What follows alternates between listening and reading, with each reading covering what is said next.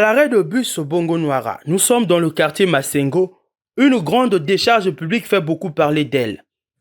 Pour stopper l'érosion à cet endroit, la mairie a décidé de faire un remblai avec des déchets ménagers dans l'espoir d'en accélérer l'enfouissement et de stabiliser le sol. En principe, fermer le réseau, c'est une bonne initiative, mais sauf que la manière dont ils le font, c'est pas convenable, disons, ça embête tellement. Surtout quand il pleut là, nous n'arrivons même pas à supporter les odeurs.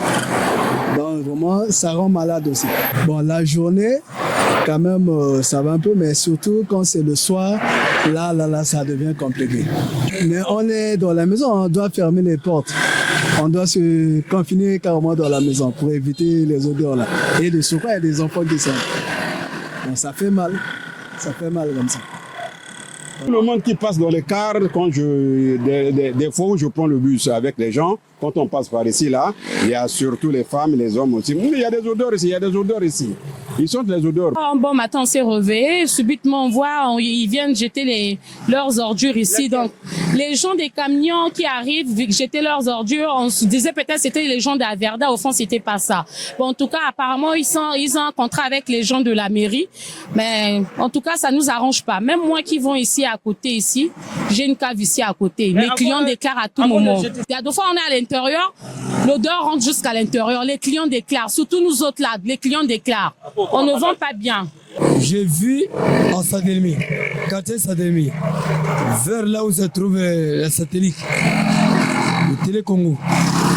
Mais quand il pleut, vraiment il y a toute l'odeur qui revient de chez nous, qui arrive de chez nous là-bas. C'est le moment de la pluie. S'il pleut, là-bas ça devient comme la boue. Mais ça fait sortir maintenant l'odeur. La journée ou la nuit, ça arrive dans toute la zone. En commençant de Bongo Noara jusqu'en bas là-bas. Si ça tourne comme ça va par rapport au vent. Toutefois, cette solution a eu des répercussions allant bien au-delà de l'objectif initial puisqu'elle a permis de récupérer une partie du terrain. Or, les populations en pâtissent. Après la pluie ou lorsqu'il fait chaud, des effluves toxiques et nauséabondes se dégagent, rendant la vie encore plus difficile. Toute cette zone est habitée. Quand même, il se permet de déverser des ordures. Ça, c'est pas une manière de nous tuer à petit feu. Vraiment, qu'on trouve un endroit approprié, qu'on pourra jeter ces déchets. Bon, ici à Kazis, ça diminue. Mais peut-être si vous allez vers Bongo Noara, là-bas, c'est compliqué. C'est compliqué parce que dès que vous arrivez vers la commune là, l'odeur vous prend d'abord dans le moyen, mais qui sont l'odeur. Donc, pas moyen vraiment d'aller là-bas visiter même des frères et sœurs qui sont dans les parages. Sentir les mauvaises odeurs chaque fois, ça peut entraîner des maladies.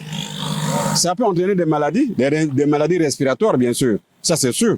Ça, vous posez la question à un médecin, il vous dira ça. C'est pas bien de sentir les odeurs, les mauvaises odeurs comme ça, là.